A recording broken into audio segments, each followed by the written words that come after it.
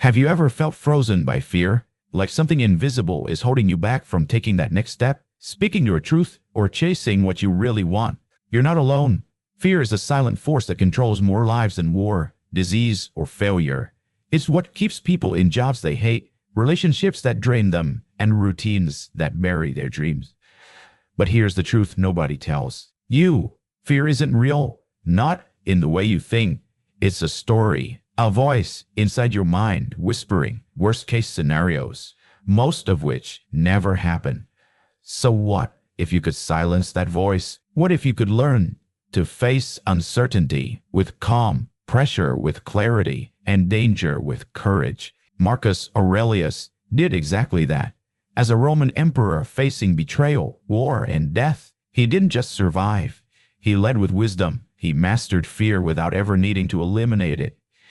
In this video, we're going to uncover the Stoic principles Marcus used to take back control from fear and how you can apply them to live with boldness and inner strength. Let's begin. Principle 1. Understand that fear is a product of your mind. Marcus Aurelius once wrote, "It is not death that a man should fear, but he should fear never beginning to live." This quote reminds us that fear is often not based on real danger, but on imagined consequences. Our minds can create vivid stories of failure or pain, and these stories can feel more powerful than reality itself. When you experience fear, pause and ask yourself where it comes from. Is it a real threat or a thought you've built up in your mind? Many of the fears that hold us back never materialize. We fear embarrassment, but people forget. We fear rejection, but we grow stronger. Once you recognize that fear is mostly mental, you gain power over it. Practical ways to begin include mindfulness exercises that help bring attention to the present moment.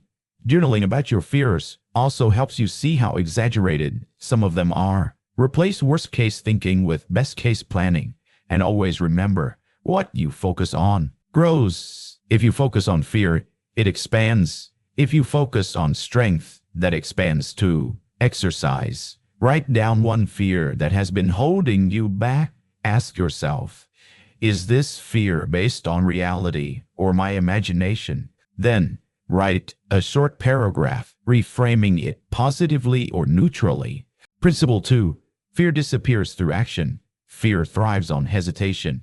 The longer you delay confronting it, the stronger it becomes. Marcus Aurelius believed that fear is not something you wait for to disappear before acting. Instead, you wait for to disappear before acting. Act, and through that action, fear loses its power. Avoidance feeds anxiety. When you avoid something you fear, your mind starts to view it as dangerous. But when you face it, you discover it's often far less terrifying than imagine taking. Even the smallest step forward creates momentum. With each action, your confidence builds. That's how courage is formed, not in the absence of fear but through motion. For example, if public speaking terrifies you, start by speaking to a small group or recording yourself. If you're afraid of failure, try something simple and allow yourself to fail safely. The more you act, the more familiar and manageable your fears become. Start building your exposure ladder. Tackle fears ladder progressively. Celebrate small wins. Turn fear into fuel by shifting your attention to the things you control: your actions, your preparation, and your mindset. Exercise. Choose one small action today that moves you closer to facing your fear. Keep it simple and achievable. Principle 3. Memento Mori. Fear of death is irrational. Memento Mori is a Latin phrase meaning, remember that you will die. Marcus Aurelius used this Stoic idea to transform his perspective. Rather than letting the fear of death paralyze him, he used it to sharpen his focus on living well. The truth is, fearing death does not protect you from it. What it does is rob you of the present. When you fully accept that life is finite, you begin to live with urgency and intention. You no longer delay your dreams. You stop obsessing over minor inconveniences. You begin to appreciate every conversation, every breath, and every opportunity to do good. Marcus saw death not as something to dread, but as a natural conclusion. He reminded himself that death comes for everyone, rich or poor, strong or weak, and therefore should not be feared but respected as a teacher. Let this realization empower you to act boldly and let go of meaningless anxieties. Exercise. If today were your last day, what would you do differently? Choose one thing and start doing it now. Live as if each day matters, because it does. Principle 4. Control your perspective. Fear is a choice. Marcus Aurelius said, "You have power over your mind, not outside events." Realize this, and you will find strength. The root of most fear is perception, is not the event itself that causes fear, but the story you tell yourself about it. You can choose to interpret a challenge as a threat, or you can see it as an opportunity to grow. This mental framing changes everything. For example, being rejected can be viewed as a sign that you're not good enough, or it can be seen as a step toward finding where you truly belong. Your thoughts are powerful. The language you use with yourself shapes your emotions. Saying, "I can't handle this," creates panic. Saying, "This is tough, but I will get through it," brings calm and determination. By practicing awareness and consciously adjusting your internal dialogue, you take control of how you respond to fear. This doesn't mean you never feel fear, but it means fear no longer controls you. Exercise. The next time you feel fear, pause and ask, "What story am I telling myself?" Then rewrite that story in a way that empowers you. Principle 5. Accept the worst. Prepare for the best. Stoic philosopher Seneca used a mental technique called premeditation of evils, or premeditatio malorum.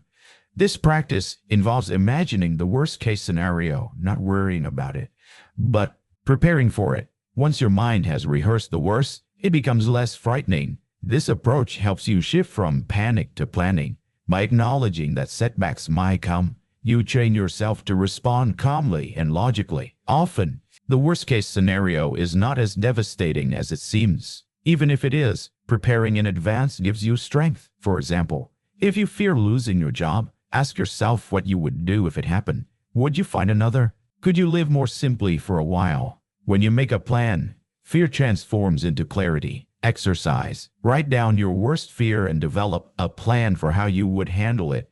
Break it down into specific actions you could take. Principle 6. Fear of judgment is an illusion. Many fears are rooted in what others might think, but Marcus Aurelius and Seneca both emphasized that the opinions of others are fleeting and often irrelevant. Seneca wrote, "We suffer more in irrelevant imagination than in reality."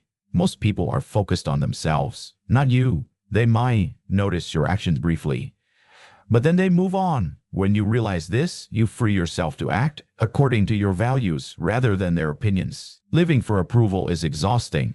You dilute your identity and suppress your truth.